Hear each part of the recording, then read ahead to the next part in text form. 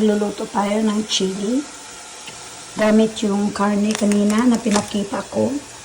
So, ito po ang ingredients. Kidneys, beans, and chili, black beans, and then organic kidney beans, and 2 dice of tomato, fire roasted tomato, diced tomato. Kasi mas masarap ito eh. Pag roasted ang gamitin niyo po. Yan pong sekreto.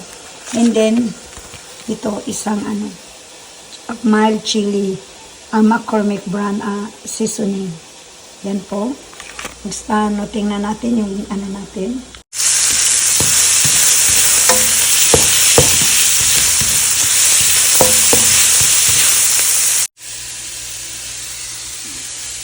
Ito po guys, ang ginamit ko. Yan. Maple sausage. Dalawa po. Yung isa. Dalawang ginamit kong ganito kasi wala kasi akong beef. Yan po.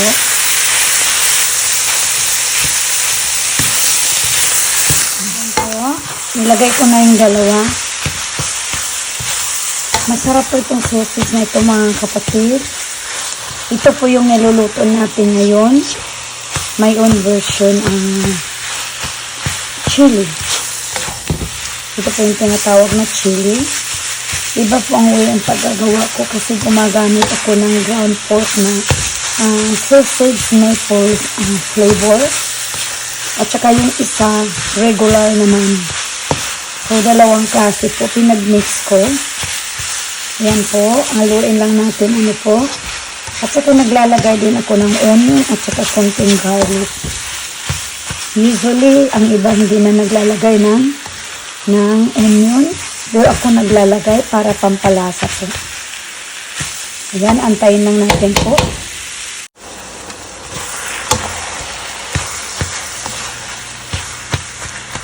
Ito na po ang kulay niya.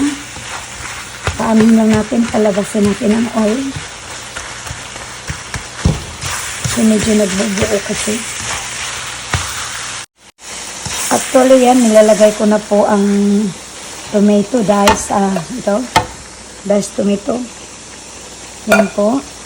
Kasi medyo na ang kulay ng meat natin. Ang maple meat. So, nilalagay na natin yung diced tomato. Roasted tomato. And then, magantay lang tayo kung hanggang maano ito,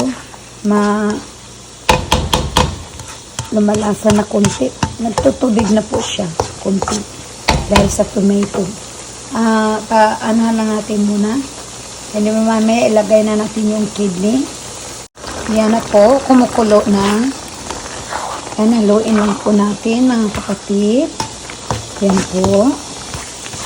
Pwede na rin natin ilalagay yung chili beans natin. Ano po? Ito po, yung dark red kidney. Kung wala kayong ganito, kasi nasa ibang bansa, kung walang ganito, ang gagawin po ninyo, maglaga na lang po kayo ng yung pa siya. Maglaga na lang po kung wala kayo. And then black din. Kasi matagal kasi maglaga eh. Ito naman yung black chili bean. Yan po. Haluin lang natin po. Yan, masarap po ito kasi maple flavor ang karne na nilagay natin ground pork. Usually yung beef ang ginagawa ko. Pwede ring chicken, ka. Pwede nga gumawa ng white chili chicken din, mayroon din, masarap. Yun ang kinain namin nung meeting namin sa homeless feeding mission. Ayan, anuhan lang natin, pakuluin mo natin hanggang lumambot ang iba, magkalasa. Ayan guys, habang inaantay natin ang pagkukulo, pwede na rin natin ilagay ito, ilagay na natin, para matutunaw na siya. Yan, haluin natin po. Nasa inyo na kung ilang Kung depende kasi sa dami ng chili ang ginagawa ninyo. Medyo marami itong akin ngayon. Kaya baka kukulangin yung isang package. So, pwede kang magdagdag ng kalahati. O kaya magdagdag ka ng sarili mong spicy. Ang iba naman naglalagay ng nutmeg, yung ganun. Nilalagyan. Depende kung anong spicy ang ano mo, pang ano chili. Tapos pwede mo rin lagyan ng spicy. Kami kasi hindi kami mahilig ng spicy. Yan po, antayin muna natin ano po. Medyo marami siya. Yan po guys, nagdadagdag tayo ng konting ano ha. Konting spicy. Kasi makikita mo malabnaw, tingnan mo, maputla. Marami kasing ginawa ko, 2 package ng meat, ng sausage. 1 mild, original sausage pork, and then brown pork na maple flavor. So yun po, antayin muna natin ano po, mainin ito hanggang lumambot. At saka yung onion magkakalasa na po, yun lang po. Ayan, wait tayo po ano. Hey guys, lalagyan lang natin ng konti ano, may cheese pa ko, Mexican 4 cheese blend. Pang tacos ito nilagay ko, tacos.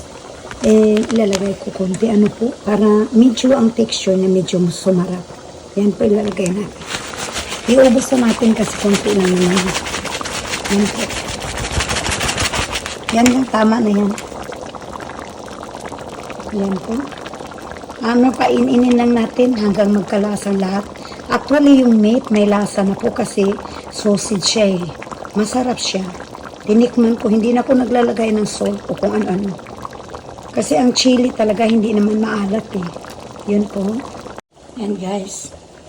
Yan ang ano, haluan natin, dagdagan natin konti kasi medyo hindi siya nakakalapot.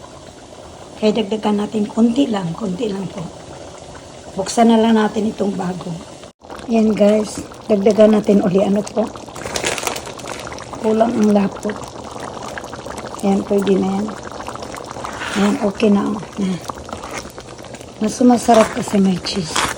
Parang ang kumakain, hindi na maglalagay. Usually, hindi sila naglalagay pag niluto nila. Nilalagay nila pag during kakain na sila. Itatapping nila. At kung ano-ano mga crackers, ganun. Ganyan sila kumain dito po. Masarap po ito kasi usually yung niluluto namin sa homeless, yung ground beef talaga. Hinahaluan ng ground pork. Wala kaming extra na hinahalo na maple, ganun. Pero ako naman, nung nagluluto ako, nung dinadala namin sa wash barn, nilalagyan ko siya ng bacon. Niluto ko mo ng bacon tapos nilagay ko siya doon. Tinatapping. Masarap din. Malasa kasi ang bacon. Nakatulong sa pampalasa. Yan po. Antayin lang natin. Po, tapos na po. Ito. Okay na ito. Yung ganito. Paininan mo lang. And then ang fire niya. Yan. Yung lang po. Gawin natin medium. O kung paininan mo na lang. Kahit low. Yan po. Dito na lang siguro sa 4. Yan po.